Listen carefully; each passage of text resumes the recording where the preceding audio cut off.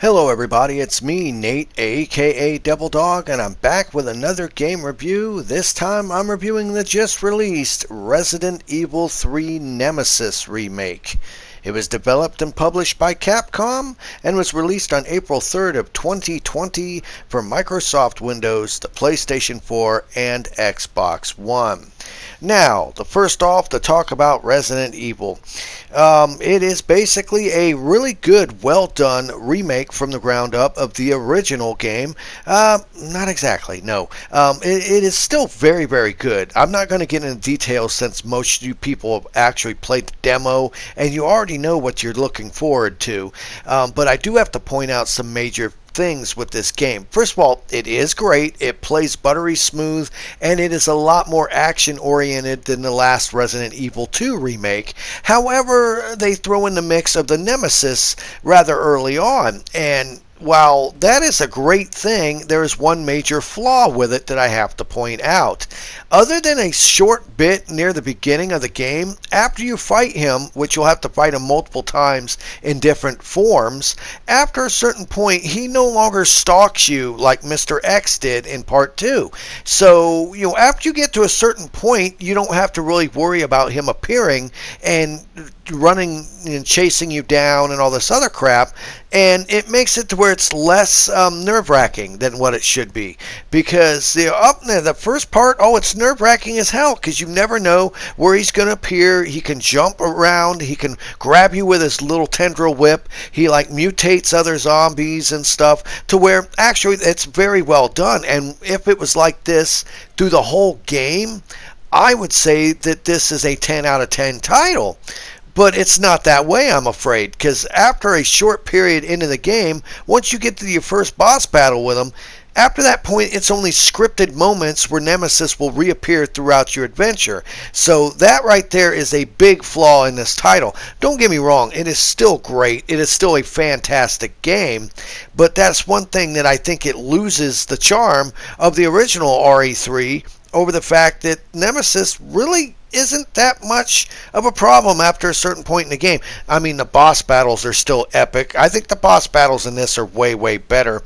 But there's just certain things I have to point out as well with this game, is it's bundled with this other game called Resident Evil Resistance for a reason. And the reason being is this is a full price game at $60, but to me it seems more like it should have been DLC for Resident Evil 2. Now, the reason why I say this is, first of all, it took them only about a year or so to make this, compared to the 4+ years of RE2, and it kind of shows for the reasoning that it's not that long of a game. You can get through this title in about 4 to 5 hours really easily, and one of the main flaws with it is there is nothing that really unlocks when you play and beat the game. There's no New Game Plus mode, there's no Mercenaries mode, there's nothing. The only thing you get is you will get these points that you get from doing in-game feats that you can use to unlock, quote, cheats in a cheat menu when you play through the game again. So they do make it to where you can play through the game again and have some fun with it, but it just doesn't really add anything new to it. It doesn't remix locations. It doesn't change the difficulty or placement of enemies. It basically allows you to go and get these points and unlock stuff in this cheat menu once you beat the game. Now, one thing I did notice, though, is at certain points, if you save your game, you can go and, some of the best way to get points is by getting a certain amount of enemy kills with different weapons. As long as you have a certain weapon on you and you have a save point, you can go and farm kills and then pretty much reload your save and farm kills again. Keep doing that, because it actually seems to add to your account each time you're killing something, so you don't necessarily have to go and play through the whole game each time. You can actually farm for the points to unlock the cheats to play the game again, which is okay. But honestly, hands down, voice acting is great. The character models are beautiful. The game world is superbly done. Raccoon City is better than ever before. The ambiance, the music, the gameplay is phenomenal. The boss battles are great. The only problem is this game feels like it should have been DLC for Resident Evil 2. And that's not a bad thing, but it's just for the price, you're not getting that much content with this. Like I said, even the scripted AI segments with Nemesis doesn't detour from the game at all, but it is something I noticed I had to point out. But the overall length is super, super short, and that's why they bundled it with this Resident Evil Resistance. Now, I'm going to talk about Resident Evil Resistance. This is a rather generic ho-hum 4 versus 1 mode where, first of all, it looks a lot worse than RE3. And the whole point of this, quote, game of the 4 versus 1 is you either play one of 4 human characters that are trying to escape an area in a certain amount of time, while one person plays as the mastermind, this evil person who is there to try to destroy and kill the 4 before they can escape. And what you want to do is, if you're a human, you want to be able to escape before the time runs out. Normally it consists of like getting through 3 different exits by finding keys. You might find them on a zombie you have to kill to get a key card and stuff like that. And the thing is with this is, unlike other Resident Evil games, all the items you collect in this are randomized to where they're scattered. So it takes away from the fact of knowing where to go. And, honestly, the other thing that's weird, I'll talk about the survivors in a minute, but as for when you're playing Mastermind, basically you almost play it like you're the evil villain, where you get to go around and place traps, monsters, and heavy monsters, and you can even take control of some of the enemies and move them around and try to kill the survivors. And you do it by the use of these cards, and each one has a series of points and stuff, and you got to play it almost like a deck of evil poker, really. I mean, you can use all your stuff at once to stop the people, or you can be more strategic.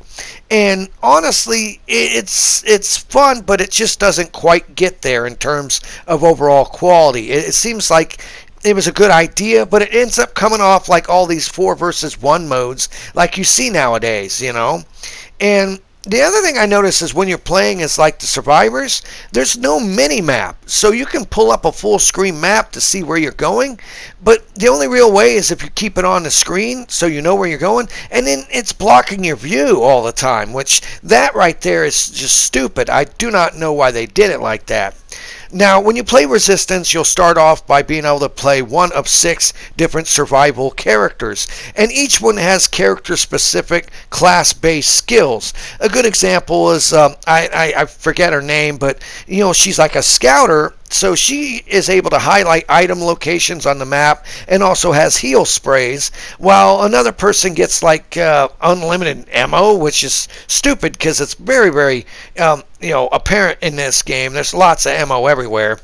And I don't like that. It's just not balanced worth a crap. I mean, I found more fun with the melee attacks because they seem to be really good and weighty and chunky compared to actually using your class-specific base skills in the gunplay. Now, as you go through this mode, this game in itself, you'll earn upgrade points that you can use to level up each of your characters and gain equipment slots and alternate abilities. Now, the level up only goes for what character you're playing as. So, like, if you play as Mastermind a lot, you level up Mastermind, which will unlock different playable characters you can use as Mastermind, while if you do it with the survivors, it'll unlock equipment slots and alternate abilities. Now, the other thing you'll get is RP, which is result points when you finish a match, and you use these to buy and open equipment chests. That's right, people, loot boxes. Yeah.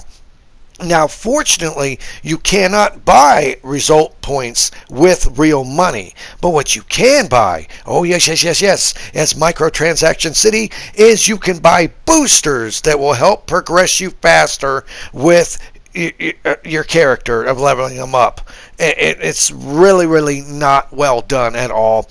I mean, to me, playing this, it was janky as hell. It looks not that well like a good polished game. The hit detection of your weapons is off. The maps are way too small and convoluted, and it's not balanced that well.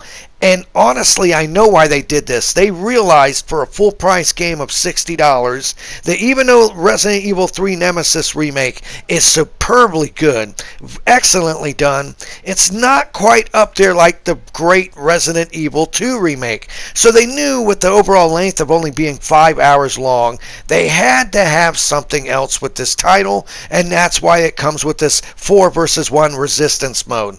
Personally, I'm not impressed with resistance mode. It's something you can play a couple times and you'll get bored with it really quick and just toss it aside and probably never go back to it again. I have found that most games that are like this 4v1, if they're not really well polished and have a lot of good quality content to it, you tend to just not want to do it anymore. But who knows, you may have a great time with it, and if you do, that's fine. In the end, I can still recommend Resident Evil Nemesis Remake. It is a great game. The only thing is, personally, I'm just saying this from my own personal opinion, it's way too short for the price that you pay. It's still a great fun experience from start to finish. I love the characters. I love everything about this game. But the length of it is just too short, even with this RE resistance thrown in, to warrant a full price game. I think this should have been a $29.95 title as DLC for Resident Evil 2. But that's just my opinion. And in the end, it is still great. I just wish it was a little bit cheaper. I wish the game was a lot longer. And maybe, just maybe, if they did want to actually put this RE resistance in here, maybe fluff it out, polish it a bit more, and make it a little bit better than what it turned it out being. This was Nate, aka Devil Dog, and I want to thank each and every one of you for watching this video. Please leave in the comments below what's your favorite part of Resident Evil 3 Remake, and what's your favorite part of Resident Evil Resistance if you like that too. Make sure to hit the like button if you like this video, and remember, I always end my videos by saying, have fun, play hard, and remember people, the devil is in the details. Peace out until next time.